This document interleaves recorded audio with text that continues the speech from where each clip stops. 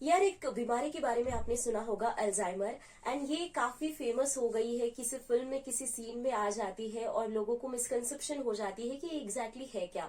Welcome on MG 90.8 FM. This is RJ Manisha with you. आणि सध्या माझ्यासोबत आहे doctor Amol Pathrikar sir. Hello sir. Good morning. Good morning.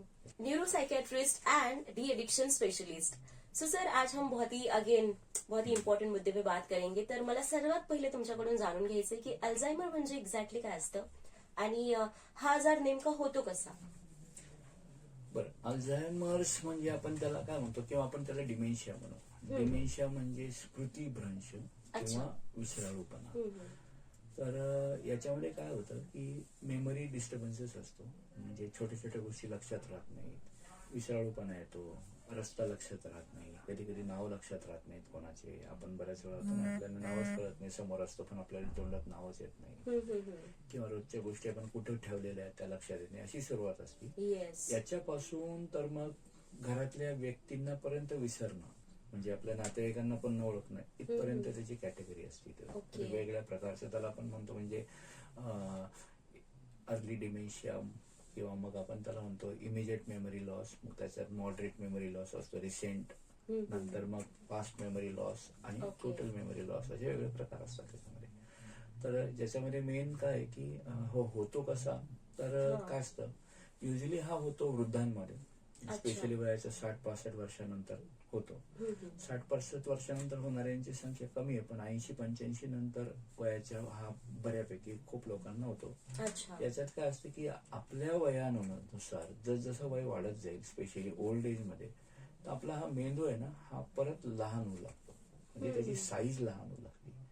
तर आता मेंदूची साईज लहान होऊ लागली की त्याला आपण म्हणतो किंवा मेंदूच्या पेशी आहेत ना, त्या प्रॉपर तयारच होत नाही नंतर. ऑब्विसली ते मेंदू लहान होणार. मेंदू लहान झाणार म्हणजे त्याची लक्षात ठेवायची कॅपॅसिटी कमी झाली ना, साहजिक आहे. ज्याचा मेंदू मोठा त्याचं कॅपॅसिटी चांगली आहे, ज्याचा मेंदू लहान त्याची कॅपॅसिटी थोडीशी कमी होती. तर जसं मेंदूची साईज लहान होती तर मग त्याला ते लक्षात राहत नाही, गोष्टी विसरायला सुरुवात होती. जशी मेंदूची साईज जास्त लहान होणार तसं मग तो मेमरी लॉस जास्त प्रमाणात होऊ लागतो. सो हे त्याचं प्रामुख्याने याला आपण म्हणतो डिमेन्शिया. ओके. आणि मग याची सुरुवात कशी होती आणि घरच्यांनी कोणती लक्षणे नोटीस केली पाहिजे इनिशियली.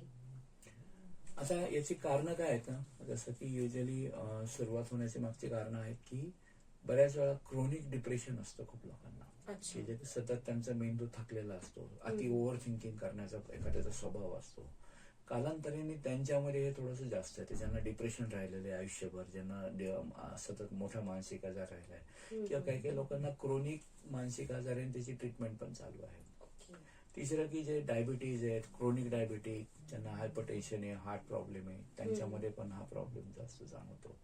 तिसरं ज्या काही गोष्टी की ज्या आपलं म्हणजे विटॅमिनची डेफिशियन्सी किंवा थायरॉइडचे आजार, ह्या घटकांमुळे पण ते मेंदूची वाढ होत नाही प्रॉपरली. हळूहळू मग तो मेंदू त्याचा आकुंचन पावत राहतो. ह्या सगळ्या गोष्टी लक्षात ठेवणं गरजेचं आहे, हे कारणीभूत ठरतात. आणि याची लक्षणं काय असतात, मी जसं सांगितलं की सुरुवातीला ज्याला आपण म्हणतो की इमिजिएट मेमरी लॉस किंवा रिसेंट मेमरी लॉस असतो, त्याच्यामध्ये सुरुवातीला की आपल्याला छोट्या छोट्या गोष्टी लक्षात राहत नाही, म्हणजे माझी गोष्ट मी कुठे ठेवली आहे, माझा चष्मा सापडत नाहीये, मी ठेवलेले पैसे मला लवकर लक्षात येत नाहीये, या गोष्टी त्याच्यापासून सुरुवात होती.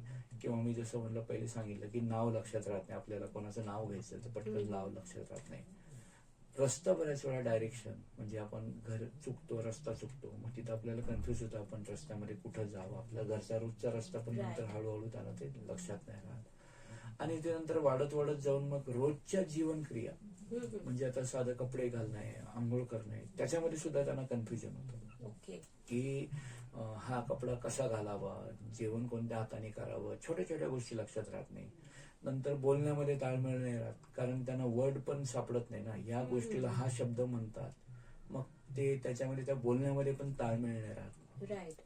आणि शेवटी तर असं होतं की मग ते एकदमच, म्हणजे त्याच्यात काय राहतं की ते कोणाला घरच्यांना म्हणजे विसरून जातात, जवळच्या लोकांना पण त्यांना लक्षात राहत नाही. आणि आता याच्यात अजून एक वैशिष्ट्य काय, बऱ्याच लोकांमध्ये काय होतं की याच्यात रिसेंट मेमरी लॉस असतो, कारण आपला प्रॉब्लेम आत्ता झालाय ना, म्हणजे आत्ता असल्यामुळे आत्ताचं मेमरी लॉस होतं. म्हणजे त्यांना रोजचं जेवण जरी केलं तरी त्यांना वाटतं की मी जेवणच केलेलं नाही. मी आंघोळ केली तर त्यांना वाटतं आंघोळ केली नाही. मग घरचे कंप्लेंट करतात की सर हे जेवण केल्यावरती पण जेवण परत मागतात, किंवा आंघोळी झाली तरी परत आंघोळीला चालले, कारण ते विसरून गेले. राईट. ठीक आहे.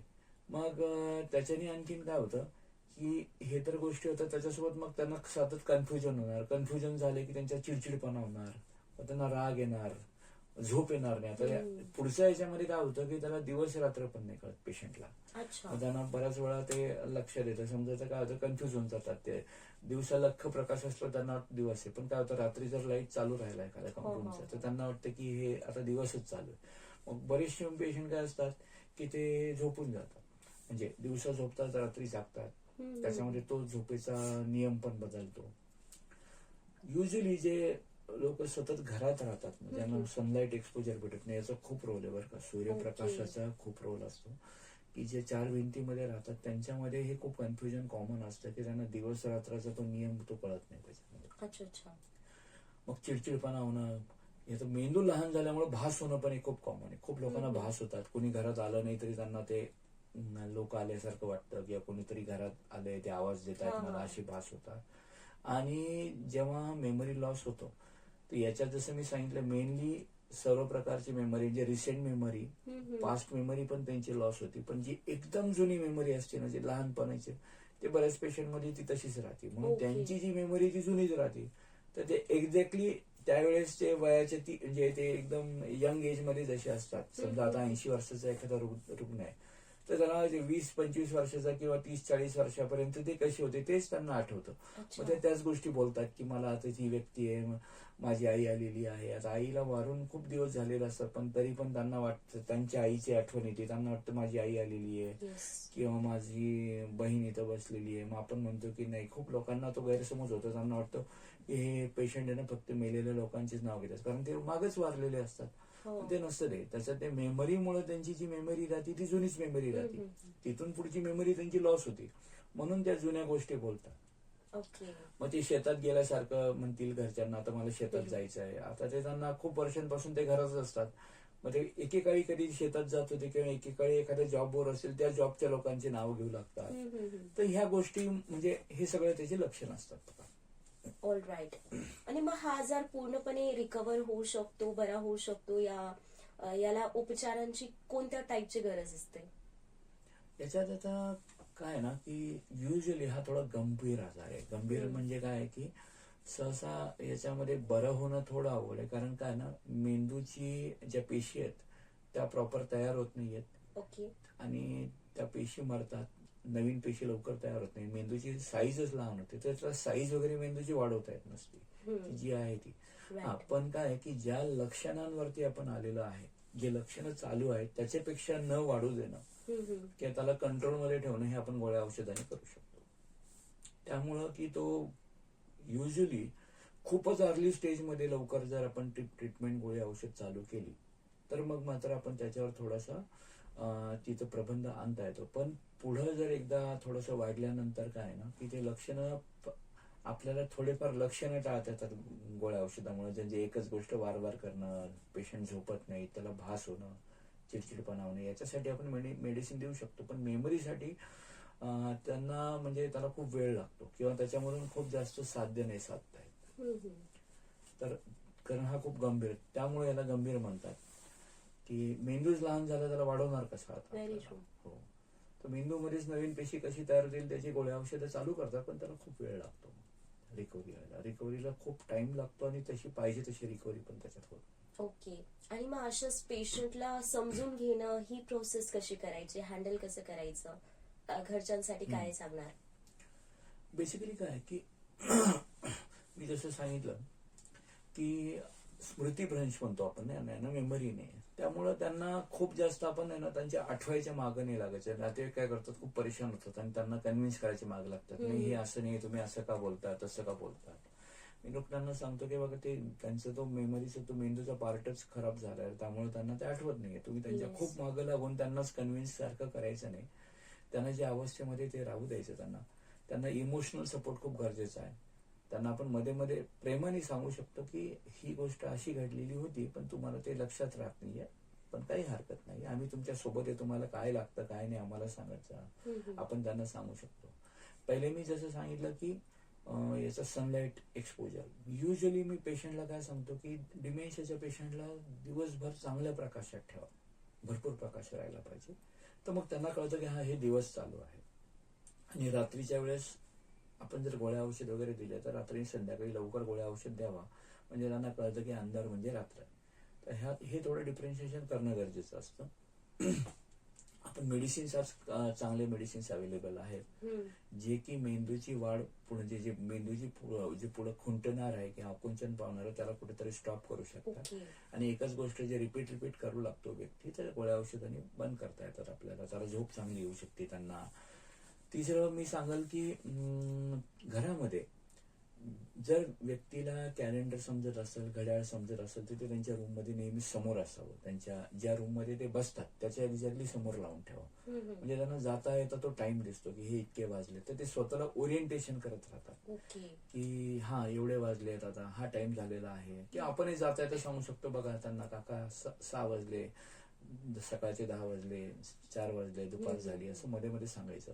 कॅलेंडर पण ज्यांना समजतं त्यांना समोर कॅलेंडर ठेवणं गरजेचं, म्हणजे जाता येता त्यांना सांगायचं की हे चालू. मी सहसा एक सांगतो की न्यूज, या युजली मी न्यूज चॅनल वगैरे टीव्हीवर बघायला सांगतो किंवा न्यूजपेपर वाचायला, कारण काय राहतं तो डेली अपडेट त्यांना भेटतो, त्याच्यावर डेट असती, तारीख असते, ते बघतात, त्यांना कळत, लक्षात राहतं त्यांना. परत त्यांना समाजात काय चालू आहे त्याचा त्यांना अपडेट राहतो, तर त्यांना ते थोडे अवेअर राहतात. नंतर जे छोटे छोटे काही सुडोकू सारखे गेम येतात जी मेमरीसाठी, ती थोडी एक्झरसाइज, त्यांना ब्रेनला एक्झरसाइज म्हणून आपण छोटे छोटे गेम येतात, आजकाल काही ऍप्स आहेत, तर आपण तसे ऍप्स वगैरे त्यांना रुग्णांना आपण देऊ शकतो. आणि त्यांना मेन म्हणलं काय की तसं असोसिएटेड डिप्रेशन, अँझायटी, भास होणं, याला आपल्याला ट्रीट करणं गरजेचं असतं. मी अजून काय करतो, रुग्णांना जे रुग्ण व्यक्ती विसरतात ना, ज्यांना विसरळूपणा आहे, तर त्यांना हरवू नये म्हणून काय कार्ड बनवून ठेवायला सांगतो नातेवाईकांना. त्याच्या खिशामध्ये कार्ड असतो, त्यांचं नाव असतं, नातेवाईकाचं नाव असतं, नातेवाईकाचा नंबर असतो, तिथं लिहिलेलं असतं की हे व्यक्ती हरवल्यास संपर्क इथे साधावा. तो त्यांच्या गळ्यामध्ये टॅग टाकून ठेवावं की कुठंतरी त्यांच्या याच्यामध्ये कपड्यात ते ठेवून द्यावं त्यांच्या. कधी जर ते बाहेर कधी जाऊ लागले, फिरायला गेले, वॉकला जायले, कारण मी जसं सांगितलं ती जी जास्तीत जास्त मागं वॉक करतील, फिरतील, तेवढं चांगलं. तर ते आपल्याला तसं टॅग वगैरे टाकून ठेवा त्यांच्या आयडेंटिफिकेशनसाठी. हेल्दी डाएट खूपच महत्वाचं, म्हणजे आपण त्याला एक मेडिटेरियन डाएट प्रकार असतो, ज्याच्यामध्ये मॅक्झिमम व्हेजिटेरियन फूड्स, फ्रुट्स, नंतर त्याच्यामध्ये होल ग्रेन्स, जे म्हणजे ग्रेन्स प्रॉपर जे असतात ना, आपण त्याला brown wheat, brown poha, brown rice, या सर्व गोष्टी, त्या एग्स वगैरे देऊ शकतो. बाहेरचे फास्ट फूड वगैरेचं प्रमाण टाळावं, भरपूर पाणी वगैरे त्यांनी पिलं पाहिजे. तर थोडं डाएटचा रोल खूप महत्वाचा असतो यामध्ये, कारण तुमचा मेंदू जर थकला, म्हणजे त्याला जर प्रॉपर डाएट नाही भेटलं, न्यूट्रिशन नाही भेटलं, ऑब्व्हियसली तर मेंदूला पण तुम्हाला तो लागते, घटक येतो. तर ते जर त्याला भेटलं नाही तर मग मेंदू लवकर खराब होतो म्हणण्यापेक्षा त्याला तो लवकर थकतो, त्याची मेमरी आणखीन जाते. एक शेवटचं सांगेल की बऱ्याच वेळा मी सांगतो, घरामध्ये जे फर्निचर असतं त्यामध्ये ते युजली काय असतात ना, डिमेन्शियाच्या लोकांना कन्फ्युजन असतं, ते इकडून तिकडं फिरतात बऱ्याच वेळा. मध्ये ते छोटे छोटे फर्निचर, टेबल वगैरे ठेवलेले असतात, ते त्यांना गुडघ्याला लागू शकतात, पडले नाही पाहिजे, ते घरातल्या टाईल्स तशा पाहिजे, तेवढी सगळ्याची काळजी घ्यावी एखाद्या व्यक्ती. कारण काय असतं, थोडं बॅलन्स पण त्यांचा राहत नाही, त्यांना काही गोष्टी कळत नाही की इथं कोणती गोष्ट ठेवलेली आहे. तर ती गोष्ट सेंटरला अवजड गोष्टी किंवा लागून पडतील असं आपण सहसा करायचं नाही. आणि एक्सरसाइजचा काय रोल असणार आहे याच्यात? एक्झरसाइज आपण म्हणलं ना, त्यांना वॉक तर खूपच गरजेचं आहे ना, फिजिकल ऍक्टिव्हिटी, थोडा एक डेली वॉक म्हणा किंवा मेडिटेशन म्हणा. वेगळ्या टाईपचं काही योगा, शीर्षासन? नाही, असं कुठल्याही प्रकारचं शीर्षासन युजली ओल्ड एज असतात. शीर्षासन करताना पडले, काही फ्रॅक्चर झालं तर मग ते परत दुसरं कॉम्प्लिकेशन. एक्झॅक्टली सिम्पल एक्झरसाइज बसून करता येईल अशी करणं, आणि किंवा जसं मी सांगितलं की त्यांच्यासोबत कोणीतरी एक व्यक्ती घेऊन त्यांना फिरून आणणं, हे करणं. मी जसं सांगितलं, फर्निचर वगैरे सेंटरला ठेवणे, पडू नये, आणि दुसरं घरातल्या वस्तू इकडून तिकडे जास्त हलू नये. कारण काय आहे ना, त्यांना ते सवय झालेली असते की इथं घड्याळ आहे, इथं ही टीव्ही ठेवलेला आहे, इथं कपाट ठेवलेलं आहे, इथं आपण जर ते चेंज करू लागलो तर कन्फ्युज होतात. युजली ती सेटिंग बिघडवायची नाही करायची. तर ह्या छोट्या छोट्या गोष्टी आहेत, की याची खबरदारी घेतली पाहिजे. आणि सर्वात महत्वाचं मेडिसिन चालू करायचं. मेडिसिनने काय होतं, ते पुढचे डिटोरिएशन जे किंवा ती कंडिशन खराब होणार आहे त्याला कुठतरी आपल्याला थांबवता येते आणि त्याच्याशी निगडीत लक्षणावर पण कंट्रोल करता येतं. Well done. Yes. Thank you so much sir. Again Yes. खूप सारी क्युरिओसिटी होत्या Yes. याविषयी, तर त्या आपण सॉल्व्ह केल्या. Yes. Thanks Yes. Thank you. Thanks a lot once again. And you guys stay tuned to MGM 90.8 FM. साथ है तो बात है.